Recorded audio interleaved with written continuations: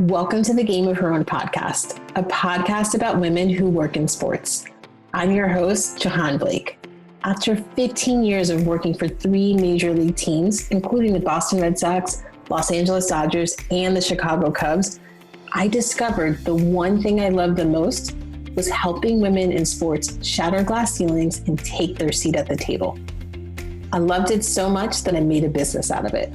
I have the honor of coaching high-performing women in the sports and entertainment industry and supporting them as they go after exactly what they want in their career. So if you are feeling tired of waiting on the sidelines, done being overlooked for promotions, and you're ready to pull ahead of the pack and take your career to the next level, girl, I'm here for it. I also created the Game of Her Own podcast to support you as well. We are here to share the stories of incredible women who work in sports and entertainment. These leaders and trailblazers will inspire you with their success and the lessons they've learned along the way to the top. Ladies, there is nothing like women empowering women. I am so honored you're here. Do you lead a team, or maybe have aspirations to lead a team one day? During my conversation with our next guest, I feel like she was giving us a private mini masterclass all on leadership. Camye Mackey is the Executive Vice President and Chief People, Diversity and Inclusion Officer for the Atlanta Hawks and State Farm Arena. And yes, that is a big title, but y'all, it's also a big job.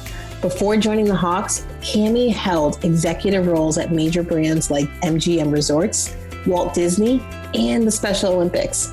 During our conversation, she dives in and talks about the impact that great leadership has on an organization's culture. I'm so excited for you to hear all about Camye's journey and the advice she shares. All right, Game of Her Own listeners, let's jump in. All right, Camye, welcome to the Game of Her Own podcast. Thanks for spending some time with me today. Thank you. I'm so excited to be here, and it's a pleasure to have this conversation. Yes. All right, so before we start and get into that conversation, I'm hoping you could take us back in time, and I'm really interested to your answer. And I'm always interested in everybody's, but yours, because your career has not been in sports you haven't been in sports your entire career. So I wonder, when is that time that you fell in love with sports, or sports had a real impact on your life? That's a really good question, because working in sports, I'm around so many people that grew up in the industry, and they've been in love with sports since they were kids or what have you. Mine is a little different.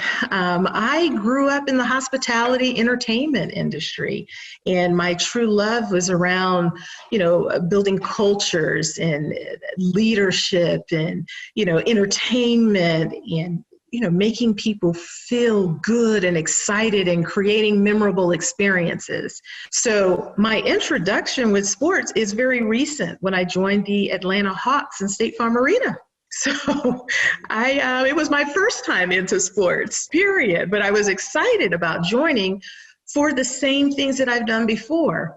The culture, building leadership capabilities, all of the things my HR, D&I hat led me to.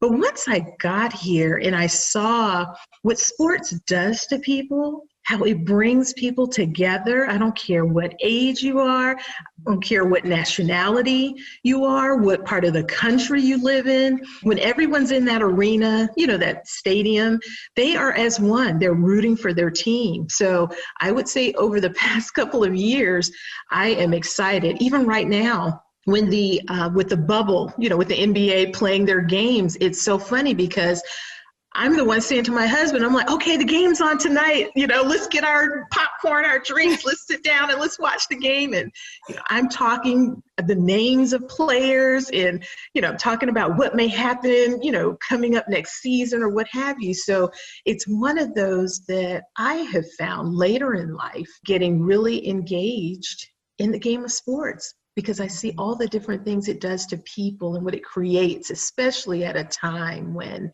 we as a nation, we as a people, we need something to bring us together to be happy and excited and something we can rally around. That was well said. Man, I got the chills. You are absolutely right. I mean, it just brings people together, and you're right. We need it right now. So now I'm curious, I'm totally being nosy here, but did you play sports at all when you were growing up?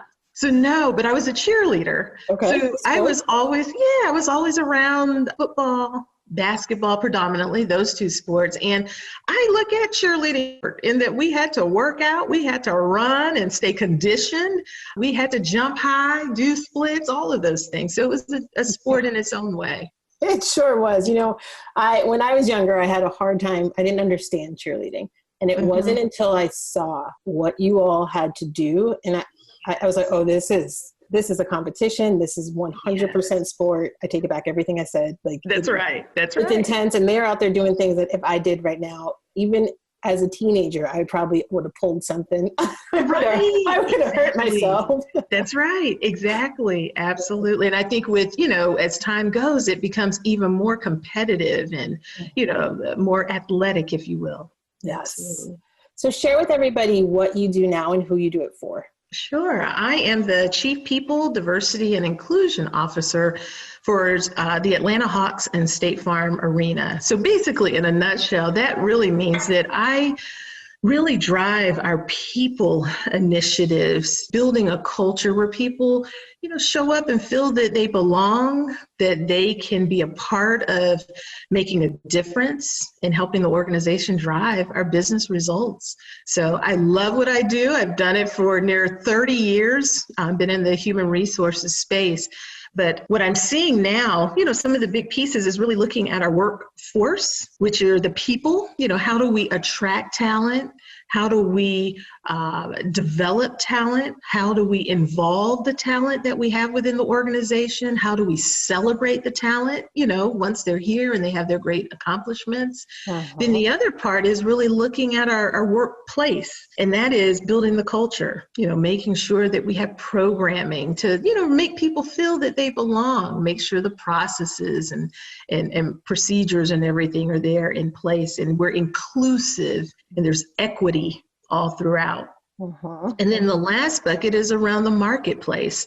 A part of what we do from a D&I space, hat that I wear, is really looking at our community, our community that our team members live in, our fans live and work in, and making sure that we are connected, we're a part of the community, and helping to drive change where we can. It's a big job. So yeah. So talk a little bit about, we hear everyone talk about, I want to work, in an organization that has a really good culture.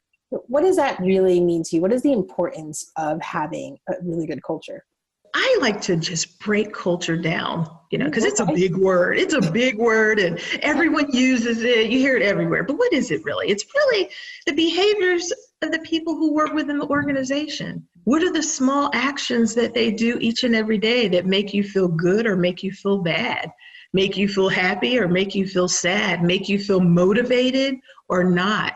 So when you look at organizations, the ones that have cultures that we really enjoy, those are the ones where we feel that we can show up and be who we are. We can thrive, do a good job on our jobs, be the best, and feel that we have equal opportunities just like anyone else. So that's kind of, breaking down what is the culture. It's the small actions, in my opinion, of what we do in companies. Yes, I'm just picturing this. I mean, that's a lot of personalities when it comes to building a culture. What would you attribute to within your career that prepared you for where you are now and what you're doing? I think when I go back, I've been in human resources and my career has really gone over the past 30 years. But I think back at my beginnings started with an organization that was huge on culture, but it was driven through training, development, and experiences. You can tell people and teach people how they should behave or how they should act, but having those live experiences to feel it, to feel being surprised, to feel being delighted, to feel when someone remembers the little things about you, like it could be your birthday. It could be that you mentioned your child was ill and, you had to take them to the doctor. For someone the next week to say, hey, how was your little one? How is Jada? How's she doing? How's she feeling? Feeling care and belonging. So I learned that a long time ago from an organization I worked in at Walt Disney World, actually. And it's something that throughout my career that I found, no matter what industry, I don't care where you go, some of those basics, coupling doing the learning, development, but then creating experiences to feel it is what really brings culture and belief into life. So you were at some big name brands. Right? A few, yes. Yes. You just said Walt Disney like it was like, oh, I worked at Disney. Disney, Special Olympics, Yes. MGM Resorts, Right. all in executive roles, right? If I'm correct. Correct me if I'm wrong. Yes. Wow, that's impressive. Well, thank you. I mean, it's been a journey. It's really been a journey. And I think when I look at all of those, what was that common thread? And you'll hear me say it over and over. They're organizations that have strong cultures, strong leaders, leadership that has a belief. The belief system is in doing what's right. What's the right thing for our employee base? What's the right thing for our customer, our fan base? And working collaboratively in order to achieve those goals. And you saw it, I go back to Special Olympics, you saw it with the athletes there, showing and saying that we're all winners. Everyone has an opportunity to thrive and succeed and be the best that they possibly can. And it's important and it works, creating those cultures. Talk more about the belief system. And it could be with the Hawks or any organization, but what seems to work well when you have that belief system, and how do they go about creating it? Yeah, so when you think about having that belief, and when I say the belief system, it kind of goes back to, I call it a little formula from the service profit chain. And this belief is that if you are you're hiring, bringing in leaders that align with the goals, that align with the values, the guiding principles of your organization. And those guiding principles and values are basics, believing in inspiring others, communicating effectively, being inclusive, having team performance. When they're believing in all of those things and they're hired, you're training and developing them to be the great leaders that they can be, that means they're going to treat their employees that way and provide great experiences for their employees. If the employees are being trained, developed, they feel valued, respected, they know what their roles are, there's clarity, and they understand how their role tiers up to the objectives of the company, then they're going to feel really good about going to the fans, customers, guests, and creating a great experience for them because they know what it feels like. When that fan, customer, guest has a great experience, they're going to be repeats. They're going to come back. They're going to tell others. They're going to go on social media, tell the world what a great place it is. And then that ultimately affects the bottom line. So if you truly believe in the value system, the guiding principles, the values, all of that your organization stands for, then you're going to demonstrate that and live it throughout your work experience. It's hard to see, and you're speaking like my language. I was like, oh, I love all this, right? Because my whole career has been in customer experience or fan experience, depending on what team you're with. So that is exactly on. What advice, I would say, do you give to women in sports who are on the outside interviewing and trying to learn about a culture within an organization? What should they be asking, or is there any tips you can give them? I think one of the things that I have always used is I looked at myself and I said, what is important to me? What is my value? Is it integrity, trust, communication, inclusiveness? What are my personal values, my personal guiding principles that I live by? When I look at organizations, that's what I'm looking to see if what's important to me lives within that organization. And when I say lives within the organization, if you're interviewing or you're looking at organizations, find out what are their values. You can go on the website, take a look. See what you see on the website. Are they inclusive? Look at the people who work there. Look at the different faces. Look at the different ages, to see if it's an inclusive organization. But using those as barometers. When you're face-to-face interviewing or you're talking with people, ask questions about their values. What do they believe in? What's important to this organization? And that will give you a feel of if it's a compatible industry or company for you. That's great advice. Let's switch gears. I'm thinking, all right, okay, so you have this belief system and you have this great culture, and the leaders within the organization play a heavy role in carrying this out. Yes. Leaders are critical. Leaders are critical to the success of your culture, that belief system, all of that. And I strongly believe that leaders, our role is to inspire, to influence others, and to, we're inspiring and helping to influence others towards a common goal. And that common goal is what are the business objectives? As a leader, I'm not coming in demanding that something happens, because I want people to come to their own conclusions. I want to inspire them. I want to take away the roadblocks. Because it's a given that you're hiring right fit talent. So I'm hiring someone because I know they can do the job. So my job now is to give them the runway to make it happen and inspire them, in order to do it. Yes. So you've been an executive for close to 20 years, if not longer.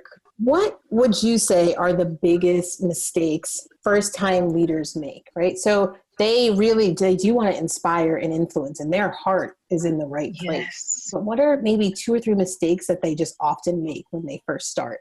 I think the building blocks to get to, inspiring others. And I think it's important as leaders to be intentional, take time to just kind of think and put a plan in place.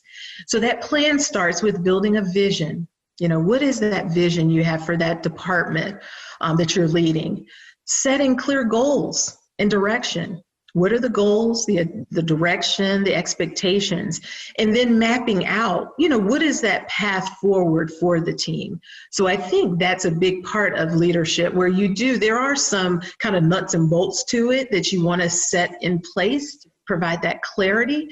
And then you allow your team to do their thing. I think another mistake, it goes back to the hiring process and not always taking time to make sure you're hiring the best person to do the job. A lot of times we're so quick. We're like, I just need a person. You go through the mechanics to get someone and put it in place. When we hire someone who's not necessarily the best fit for a role, that can do way more damage than we ever expect. It can do more damage than us taking more time to get the right person. So I think, those are 2 of the things as a leader, just some of the mistakes that they may make early on. Not having a vision, right? Not having clear cut goals. Yes. Right. Yes. Not having the vision, not setting clear goals for their teams so they know what they're working towards. Because you want to inspire them to work towards something. So you have to let them know, what are you working towards achieving? Is it working towards increasing your customer service scores by 15%? That's your needle. How they get there, let them help create those plans. That's where you're inspiring them to jump in, and be brilliant to get you there. But that's important. Yes. And then giving them the autonomy to just go and do their job, right? That's and right. Then would you say, I see this from where I sit and with some of my coaching clients, a miss is not setting expectations for your employees, like spelling it out, because you see things, you both have the same goal, but you see things differently as to how you're going to get there and what's expected. Absolutely. I mean, and that's just taking it the next step further, setting expectations, holding people accountable. Yes. I think that's another piece, holding them accountable so they know that there are repercussions, and repercussions can look like a lot of different things. It could slow down the process if we don't do this. It could, not make it as successful as if we don't, do this. But we have to have an accountability piece with our teams. Yes. Now, I was being, a little nosy doing my research on you, and I see that you subscribe to servant leadership. Yes. Can you just talk a little bit about that, like what that means to you and how that's helped you in your career?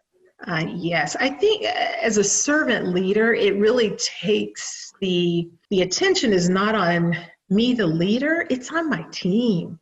I'm here to make sure you have the tools that you need. My job is to make sure I'm removing barriers. My job is to help inspire you, motivate you, coach you. My job is really to provide the team with what they need to be the best that they can possibly be. And it takes the focus and the onus off of myself as a leader, but my belief is being there to take care of others is going to ultimately help us to be successful in the end. I love your philosophy. Like, how did this come to be for you? Right? Like, because everything you're saying is like, I feel like everyone's getting a little masterclass right now. So how did this come to be? I have been very fortunate and very blessed to be around good leaders that I could learn from.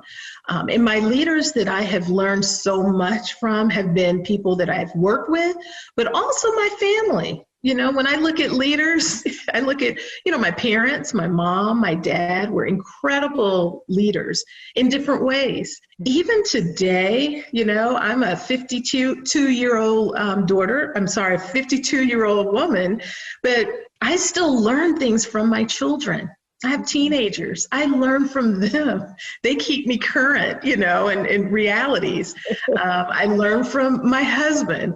He is one of my, biggest advocates. He's my coach, my partner, or what have you. But it's that continuous learning and not looking at certain people that you can learn from, thinking they're always, older, more successful in career-wise.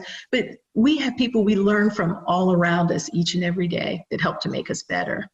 Oh, and changing gears, I'm just thinking about your career. So your last role, you were at MGM, correct? Yes. And then, so you were living in Las Vegas. Mm-hmm. Oof, I don't know how you do that. 4 days is enough for me once a year, and that is it. I get anxiety thinking about it, but it's a great place. So now you make the move to come to Atlanta. Talk us through that. What was that like?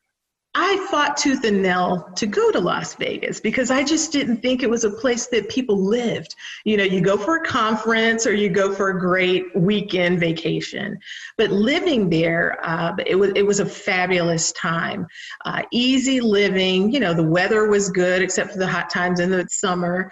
But coming to Atlanta, we were really excited as a family because it was coming back to the East Coast, which is, home for us, growing up in the Orlando area and the Washington, D.C. area. But coming to an environment where people were excited, there was an excitement in Atlanta. There was an excitement about the Atlanta Hawks opening their new renovated arena, getting new players on the team, new ownership. It was just a very exciting time with new beginnings. So the excitement was coming back to green, seeing trees where in the desert in Las Vegas, you did not see, you saw very few green trees, but that warm Southern, hospitality, the friendliness, being close to family, which is very important to me, but being in an environment, a work environment where there was a lot of passion and people were excited about, what was about to take place. Now, you said you have two teenagers? I have 3 daughters, one in college, one in high school, and one in middle school. The move impacted everybody, but really impacted the 2 daughters who were still at home. How is that like? What advice would you give to women who want to make a move in their career and it means that they have to move their family? How did you go through that?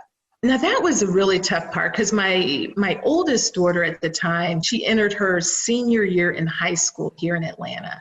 So you're taking her away, senior year moving. That was tough. It was tough for her. And as a parent, you don't like to see your kids, sad, disappointed, or what have you. So what I have done, if you look at my career, I have moved.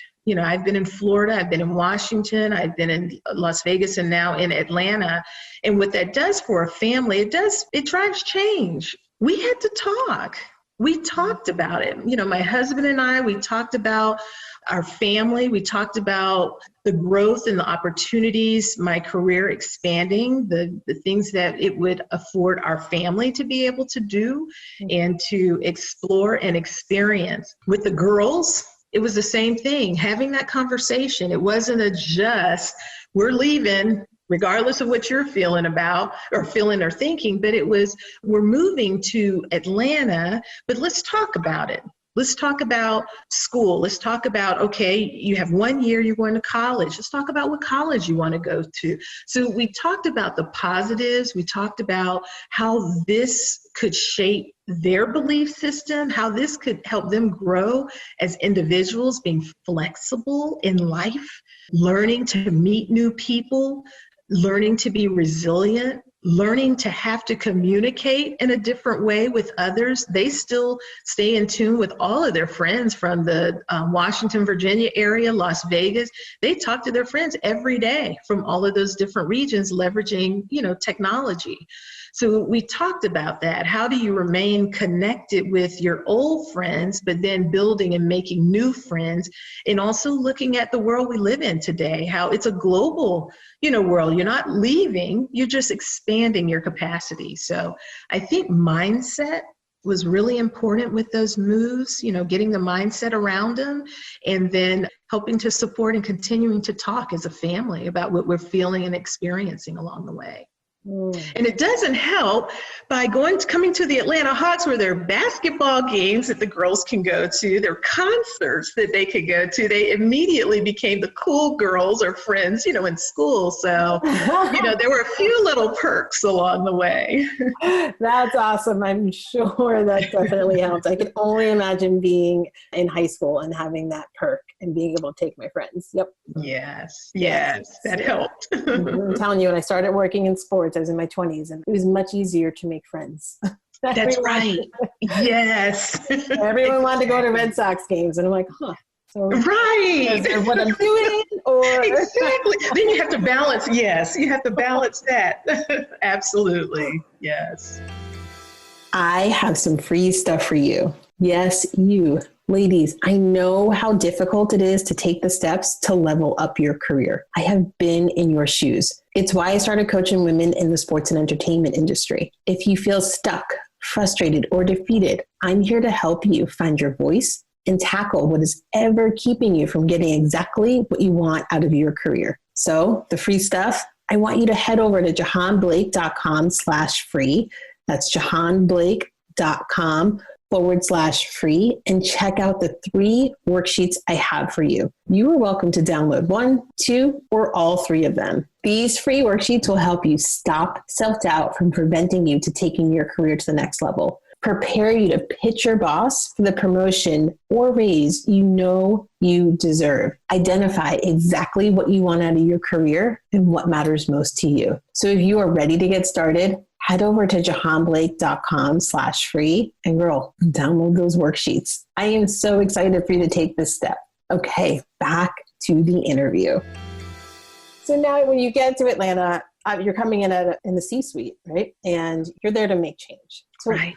For anyone who's listening, regardless of level, how do you go in and what are let's say 2 or 3 things you should do when you're first getting on the job and you're there to really disrupt and make some change?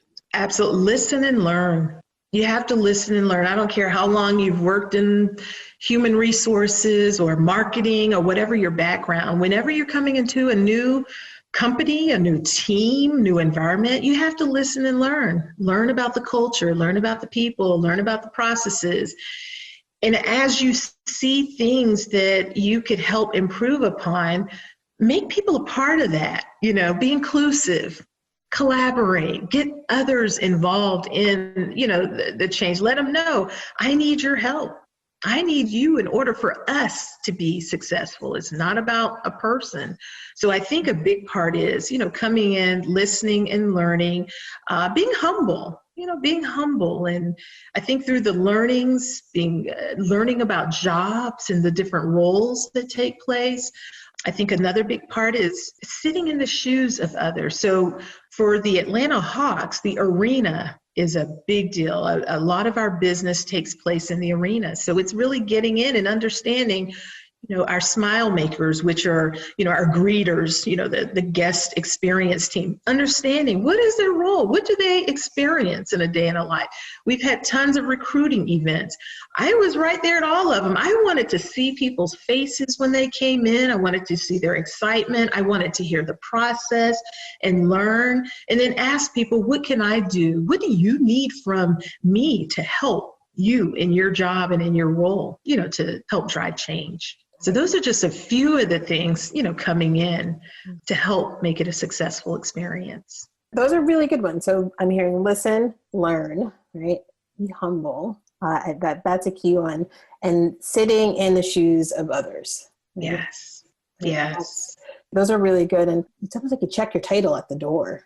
Yes, absolutely. That's right. You need to worry about that. And I'm speaking from lessons I've learned along the way, in my career, and so no one cares if you're the, whatever. Like exactly. Enter any title here. Nobody cares. They just care that you are there to collaborate and work with them. And sometimes there's a lot of fear when a new person comes in, right? From people who are in an organization and they're not really sure what they know your title, but what does that mean? Like, what are you really working on? That's right. Yeah. That's right. Absolutely. And it's funny you say that, because one of the other big things is what I've noticed, particularly, I think, in this sports arena, when you have be it a new coach, be it a new GM or what have you, I got the sense that they were used to them bringing in kind of their team. So there would be some changes. Mm-hmm. So one of the big things I had to do with the HR team coming in was to say, hey, I'm not making any change, any employment change, because I wanted people to calm down and not worry about that piece. I'm asking questions. I want to learn. I want to listen. I want to see how I can help. But once you go through the listening, the learning, you're being humble so people will open up and they'll share. Then you're building plans. That's when you then start building a strategy. You build a plan. You get the team involved in how you need to execute that plan to drive whatever change it is that needs to take place. So I think you can't overlook the beginning, where it's taking that time to assess. And that's with the listening, the learning. You're assessing and just trying to understand for yourself so that you can make better decisions. Because I found that what works in one company may not work in another. So you can't just bring all of those bags of tricks, if you will, or those tools or that kit to a new organization. You've got to know what works for them and then start pulling out tools that would align and fit with that business. Yes, exactly. Once you listen and learn, you then understand how you really fit into the organization, right? Mm-hmm. You have your job description and you get it, but you learn a lot more by just listening. And I found it easier to do my job when I listened, because they had great ideas and I had similar ideas, but I let them, it was their idea. And man, things got done and they got done faster and everyone had a lot of pride. And I never told them I was thinking the same thing. Exactly. That's a great idea. That's right. Yeah. That's right. That's right. Absolutely. Absolutely. A few other things I want to ask, especially from where you sit. So I host a cocktails and conversation with women in sports once a month. And we just get on and just talk about whatever. And there's some people who are what I call free agents looking for jobs. And, people who are, all different levels and working for teams. And sometimes there's that intimidation when they work in a male dominated department. Yes. And this still exists. And I just wonder, what advice, if someone came to your office in your role, what advice would you give them? In my career, I have predominantly worked in male-dominated offices or what have you. And going back to the listening and learning, I learned a long time ago. I'll share a brief story. I worked with an organization and the CEO, everyone, was kind of on pins and nails when they would ever come to him. It was predominantly men, but he would chew them up and then they come out, with their heads hung low and, it just wasn't the best environment. But what I learned from him was he responded better when it came to facts, figures, numbers, things that were exact. Mm-hmm. So what I did, I learned how do I navigate in this environment? What can I do to be heard and to get my viewpoints across? So I learned early around being intentional, being methodical, and using facts, data to put my story together, to share. And I found that, in a male-dominated environment, they tend to listen more when you're putting facts in front of them. It can be diffused. It's not something that's looked upon as, it was based on, your feelings, or, that was just your interpretation, or what have you. These are cold, hard facts. And it's taken from the data from our organization, so I think as a woman coming in, what I personally have found for me, it's important to be connected with the analytics team, individuals that conduct surveys for the organization in your department, have someone that can run reports, do surveys, just to get data, just to get information so that you have facts to help influence decisions when you're at the table, especially in a male-dominated environment. So I'm hearing facts versus emotion, right? Like, correct. We have to take the emotion out of it. And I learned that later in my career too. I'm a very emotional person, and it made sense why I went into, the fan experience and making people happy and feel good and taking care of them. And then, when I had more success is when I finally learned how to take that happiness that I was making and somehow quantify it. Right? Yes, that's right. It wasn't an exact science, right? We're still working on that, but it was something, right? When I started to put numbers behind it, I realized, I remember I was working for one team and I was like, I'm just going to bring the CFO out here so he can see what's happening and how wonderful it is. And the CMO at the time said, please don't do that. Right. And I thought that was a great idea. I was like, he's just going to see how happy everybody and how it's working. He was like, no. Right. It's like, that's not quite how it works. That's probably what he was thinking. Absolutely. Yep, exactly. But if someone had said to me, nope, facts, numbers, that's all that person wants to see. So they don't care that people are smiling. It's that they have a big job when it comes to numbers. And the more I worked, the more I started to realize like, oh, they have a lot of pressure. Yes, that's right. That is so true.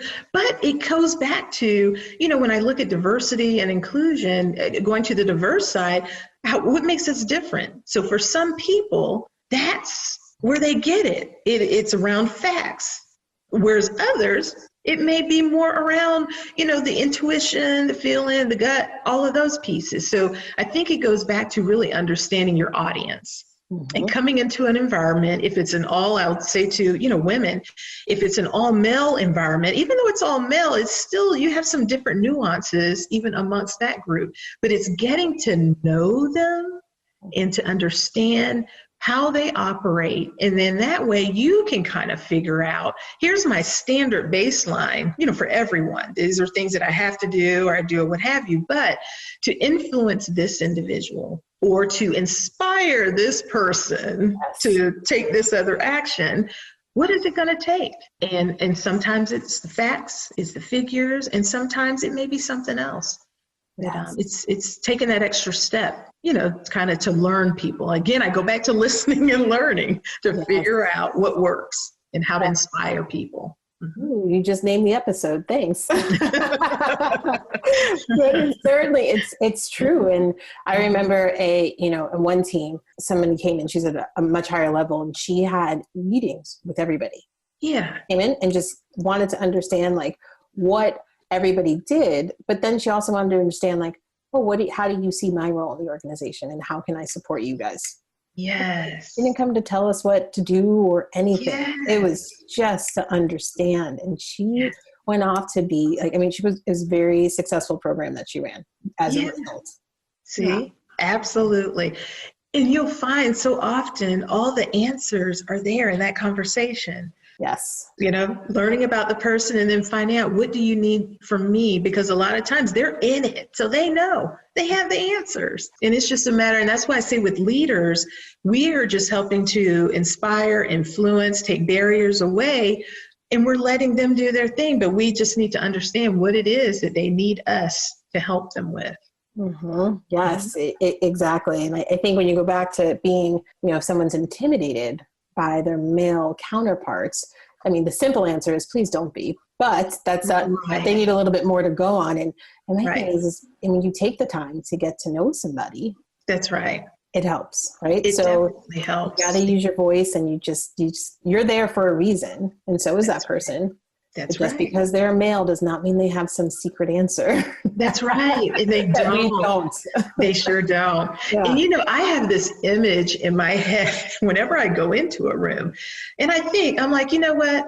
Just like I put on pants, one step at a time, they have to do the same thing. Just like I may have a family. I am somebody's daughter. I'm someone's sister. So are they. They have a family. They do the same thing. We eat every day. So it just kind of breaks down the barriers. And it's, no one's any better than other. We just have different roles. We have different backgrounds, but we're here to do a job, each and every one of us. Yes, exactly. And if you feel too, if you're not accepted, if you feel that you're not maybe accepted or you're not being taken seriously, because you're not a male, say someone I interviewed, she was the only female in her department, but, she felt well taken care of and well respected. But if you don't feel that way, I don't know if you would agree, but that's the time for you to use your voice, right? And maybe talk to someone in a role like yours, Camye, or just talk to someone you're close with. But then you do have to talk to the people who are making you feel you're not respected because you're female. And then it can always be that I always quote Brene Brown. She's I'm her biggest fan. She has no idea, but she always says, she's awesome. She is awesome. It's fantastic. And so she always says, careful of the story you're telling yourself. It's almost like you have to go and use your voice and ask. Don't make up the story. That's right. You do. And it's having those tough conversations. Both sides. Yes. They're tough conversations sometimes, but when we do them, we'll walk out many times feeling so much better because we had it. Another thing I think is important, when we are sharing with people how they're making us feel, disrespected or what have you, is having examples, to be able to share. Exactly. When we were in the meeting last week, when I went to share my idea and you spoke over me, I found that to be rude, or I, found that you did not respect me. I think having concrete examples and sharing that is important too when you're having those conversations. Yes, exactly. I love that example. I did that very early in my career, and I remember I was so nervous, and that person is still a good friend today. See? And I remember, I remember saying, I was like, I really like you and I love working with you, but this is how you're making me feel when you do X, Y, and Z. Yes. And if you keep doing this, we can't be friends. And we're colleagues too, but that was bothering me that much. And to this day, and to be honest with you, I don't even remember what it was that he did, but I used my voice. I was nervous, but it paid off. You're right. It's just having that conversation. Absolutely. And so often, I think sometimes we just don't say anything, but it stays with us and it makes us feel a certain way. And sometimes it can knock at your confidence down the road, and it affects other decisions that you may or may not make down the road. So I think courage is another big word when it comes to leadership. Is having the courage to, even if you have to look in the mirror before you come into work that day and practice, rehearse what you want to say. I've done that, rehearse. Or talk to someone in your family, say, okay, how does this sound, or what have you? Or there are other little techniques. I've learned sometimes being in rooms where, you have a lot of aggressive individuals in meetings or what have you, is coming out with your point or perspective first, getting it out of the gate. When the topic comes up in the meeting, be the first one to speak so that you get it out, depending on the audience. So there are a lot of different things that we can do, but I think the key is to know that we can take actions. We can control our destiny. We can control some of what takes place in our relationships with work. But it's going to take us standing up for ourselves, being courageous, using our voice, using our platform, or, being allies to others. I think that's another part. If you see another colleague that's in an environment where they're not being respected or what have you, saying something, bringing it up to that person or to others in the room and say, hey, let's hear from Colleen. What do you think? I can tell on your face you have a thought there. Could you share that with us? So I think we have to be allies with other women in the workplace, as well as, having the courage to stand up for ourselves sometimes. Yes. And I think that's a good segue into my next question. And it really has to do with courage and standing up and allies. And you think about the time where we are in our country today and this racial awakening that's happening, and just things aren't going away and people want to make change. And, with that women's group I meet with once a month, that's something that comes up a lot is, gosh, how do I bring this up in the organization? My organization put out a statement, but we're not really doing anything internally, or, no one wants to talk about it at my organization. And so these are, I would say, mid-level people who are saying this. And what advice would you give them in terms of going about making change and speaking up? I think it goes back to having the courage to use your voice. And it's finding someone in the organization that you can talk to and sharing your thoughts and viewpoints with that person. It could start out with a peer. It could start out going to HR, and having a conversation with someone there. It could be one of your leaders, but just sharing your thoughts, but also of how you're feeling if the organization does not have the actions to support the words that they're putting out, their statements, but also sharing what are some ideas, some solutions, things that you would like to see instead of, and showing that you want to be a part of the solution. You would be more than happy, to be a part of, be it a task force, a council, or what have you that the organization could bring.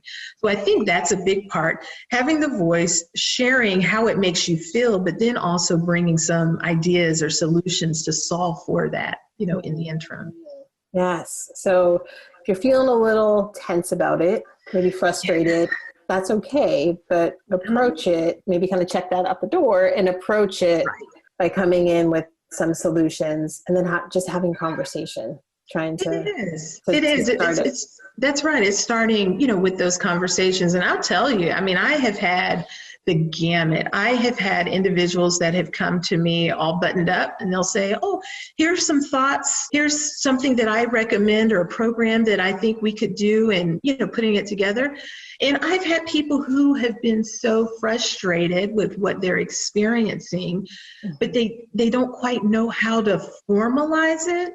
And as a leader, I try to create a safe space where people can come to talk with me.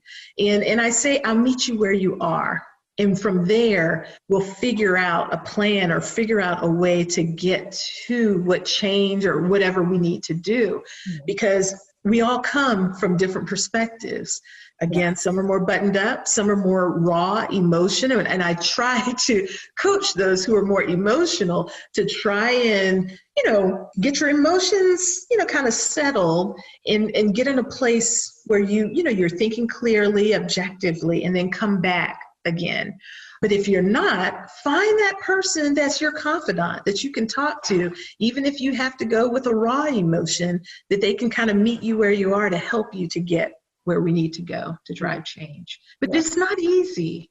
It's not easy. It isn't, because in many of our roles, we are a part of trying to build, create, help bring solutions.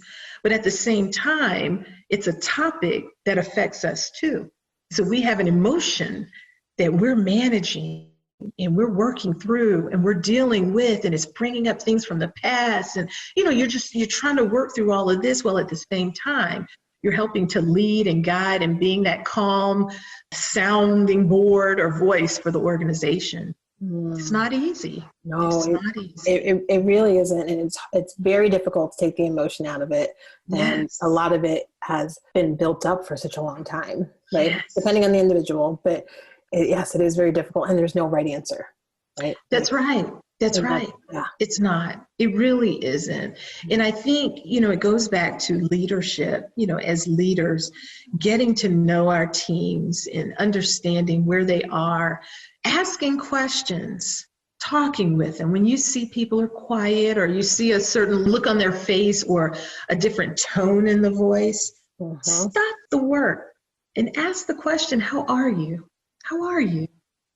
Is everything okay? And just start that conversation, because sometimes that's all we need, is to have someone we can talk to, we can vent and share during this time, because it's very challenging. And it's going to take a little bit of time for us to get out of this at this point. Yeah.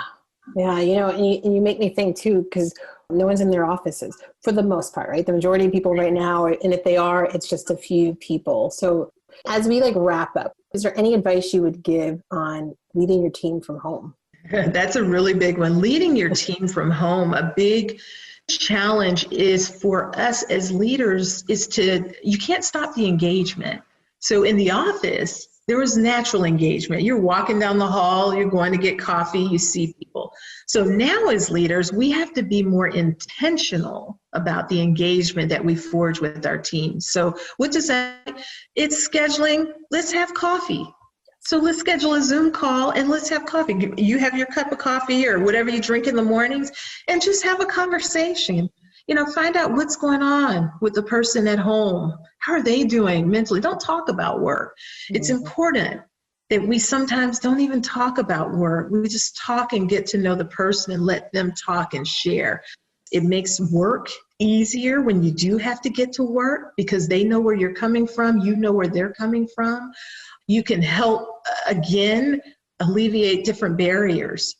I've seen people so stressed because they're trying to be on a call and have pets barking and cats walking around and kids, coming in to show a picture they just made. And you can just see the employee tense up like, oh gosh, my kid is coming up. And I'm like, oh, she's so cute. Oh, it's okay. Or, you start talking to the little daughter, what have you. But just realize people are human and they're going through the same things that we are, as leaders. And I think the key to your point is being intentional and finding a way to create engagement, even in a virtual environment. And there are a lot of different resources out there, to help us do that. Yes. Yeah. And I think, as teams are going through tough times and trying to figure things out, I think intentional is right. And just even what you just said is when that employee tensed up and the kids coming in and everything's happening, it's actually saying it's okay. Don't worry about it. Don't assume that your employee knows it's okay. Even if you said it like a month ago, just say it again because your employees always want to do right by you and the company and they have a lot of pride. And so those things, they just need to be reminded sometimes. That's a great example. Right. So Camye, tell us, what's the best piece of advice that you've received? When I think back, best part of advice for me was to take time to think. Take time to think, reflect, and plan. We're so used to running, going, doing, living up to expectations of others or what have you. But I found when we do kind of carve out time for us, sometimes it's saying no, different roles. We have people always wanting, meetings or your time here or there. It's okay sometimes to just say no. Unfortunately, I'm not able to do that, and carve out that time so that you yourself can stay in a state that you can be good and productive for others. So take time for yourself. I think, reflect back, what worked, what didn't, what would I want to do a little different, and make plans for moving forward. And I think for me personally, that advice has helped not only at work from a career standpoint, but also outside of work, in my personal life, with my family, with my friends, and with other organizations or volunteer work that I do. It has been very, very helpful. That's great. Thank you for sharing. Now, if someone wanted to get in touch with you, how could they go about doing that? Oh my gosh. So I'm on LinkedIn. Okay. So please, Camye Mackey, look me up. There's not many. I don't know that there's another Camye Mackey, so I should be pretty easy to find. But LinkedIn would be probably the best way because I do look at that on a regular. And I love to connect with other people. Okay, good. All right, Camye, thank you. This has been a pleasure. Thank you so much for taking the time. Sure. Thank you so much for inviting me to be here and just to have the conversation, because having the conversation and just talking about some of, these issues, getting some ideas on how different ones of us have navigated through our careers and the journey that we're on. It's been very helpful to me. So I hope in some way this has been will be helpful for others. So what did you think of this episode? Do you know another woman who works or is aspiring to work in sports? Would you do me a favor and share this with them? It would mean so much if together we could support and inspire other women on their journey. And let's stay connected. I love meeting and talking to new people. Follow me on Instagram at Jahaan Blake and join the free Game of Her Own community by visiting jahaanblake.com. I can't wait to meet you.